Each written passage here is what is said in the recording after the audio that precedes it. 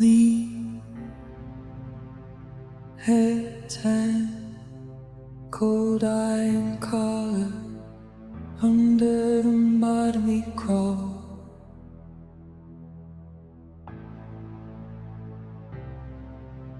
Heavy,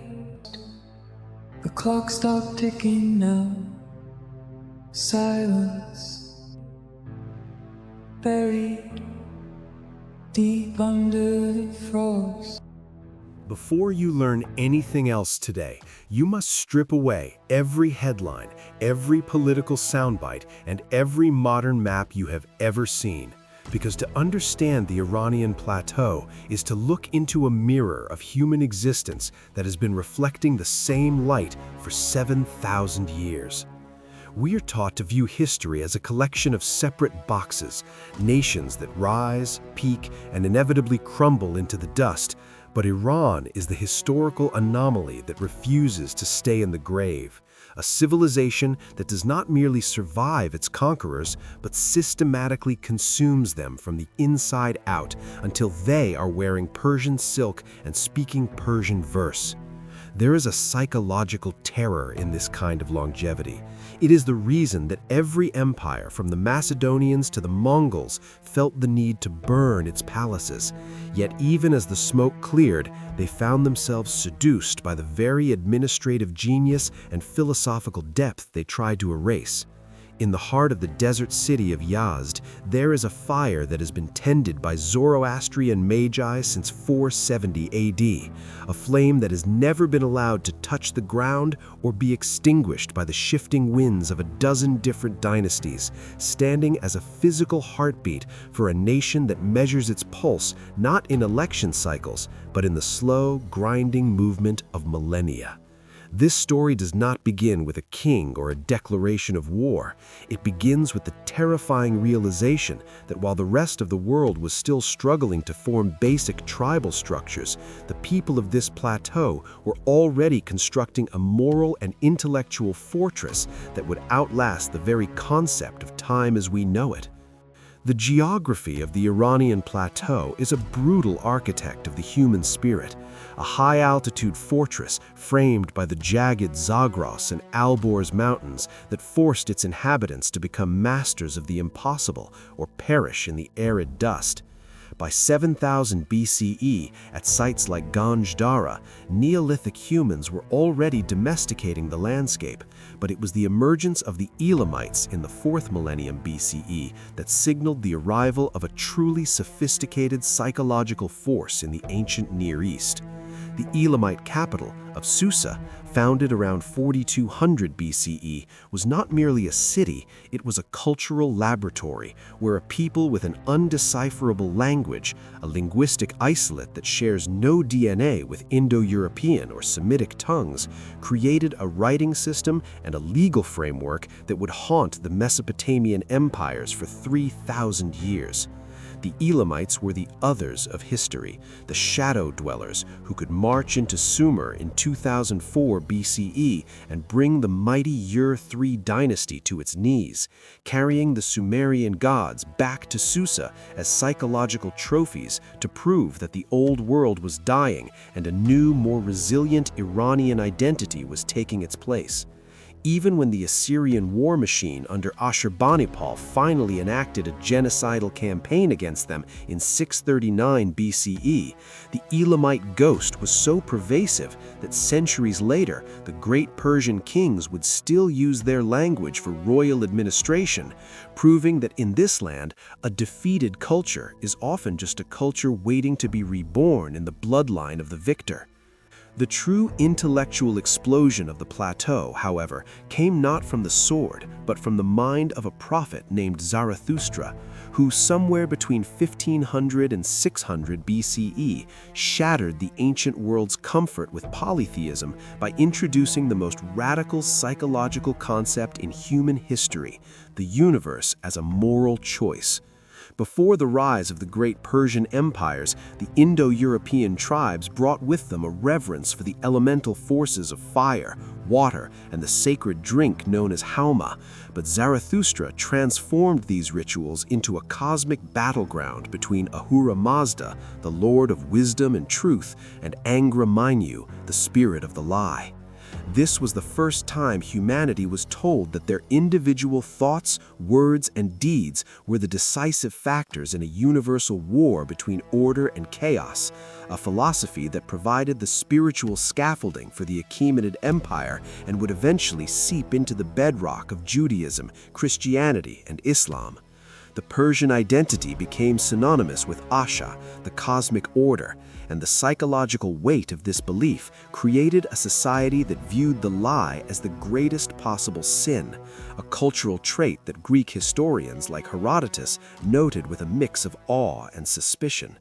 When we look at the ruins of Persepolis today, we aren't just looking at stone, we are looking at the architectural manifestation of a belief system that demanded the king be the guardian of truth for a global population that, at its peak, represented 44% of all humans on Earth. This brings us to the pivotal human failure of the Median Empire, a confederation of tribes that rose from the shadow of Assyrian terror only to fall victim to the very hubris they fought against. In the 7th century BCE, the Medes, under the judge Deioces and later the warrior Cyaxares, successfully dismantled the Assyrian capital of Nineveh in 612 BCE, ending centuries of iron-fisted Mesopotamian dominance, but they failed to realize that an empire built on the same foundations of cruelty as its predecessor is destined for the same grave. The fall of the Medes was not a military collapse, but a family tragedy, where the last king, Astyages, was betrayed by his own general and overthrown by his grandson, Cyrus, because the Persian vassal state had grown tired of Median decadence. Cyrus the Great did not just conquer the Medes in 550 BCE, he reimagined the very nature of conquest, moving on to capture the wealth of Lydia and the grandeur of Babylon in 539 BCE without the typical massacres and deportations that had characterized ancient warfare for centuries. By issuing the Cyrus calendar and allowing the exiled Jews to return to Jerusalem to rebuild their temple, Cyrus became the only non-Jewish figure in the Hebrew Bible to be called the Anointed of God, cementing a psychological legacy of the benevolent liberator that would define the Persian imperial ideal for 200 years and set a standard for governance that the Roman Empire would desperately try to emulate. The tension of the Iranian story escalates into a dark, complex rhythm with the arrival of Alexander the Great in 330 BCE, a moment of profound trauma where the civilized Greek world acted with barbarity that left the ceremonial heart of Persia, Persepolis, in ashes. Alexander believed that by burning the palaces and taking the gold, he could end the Achaemenid story, but he failed to account for the fact that the Persian administrative and cultural machine was far more sophisticated than his own, forcing him to adopt Persian dress and marry Persian princesses in a desperate attempt to legitimize his rule over a ghost he couldn't kill. This pattern of the conquered conquering the conqueror repeated with even more intensity during the Arab invasions of the 7th century CE. While the Sassanid military fell, the Persian mind took over the Islamic world, with scholars like Avicenna and poets like Rumi ensuring that the intellectual and spiritual life of the caliphate was fundamentally Persian in its DNA. Even the Mongols, who arrived in 1919 and 1258 CE with a ferocity that wiped out a third of the population and turned cities into literal pyramids of skulls, were eventually domesticated by the sheer weight of Persian culture, becoming patrons of the very arts and sciences they had initially sought to extinguish. It is this recurring theme, the ability to face total annihilation and emerge as the cultural tutor of the destroyer, that makes the history of Iran a psychological masterclass in resilience, proving that a nation's truest borders are not drawn on a map, but in the verses of its poets and the resilience of its ancient, unbroken fire. To understand Iran today is to accept a powerful and haunting ambiguity. You are looking at a nation that is simultaneously the cradle of human rights under Cyrus and the site of modern theocratic upheaval, a place where 1,500-year-old Zoroastrian fires burn in the same landscape as nuclear reactors and revolutionary protests. The reward for studying this history is not a simple answer, but a profound shift in perspective. The realization that the crisis of the modern era is but a brief, turbulent chapter in a book that has been written for 7,000 years and will likely continue long after the current geopolitical maps have faded. The flame in Yazd survives because the people of the plateau have always understood that time is a circle, not a line, and those who seek to erase them are merely the latest in a long line of students who have yet to learn their lesson.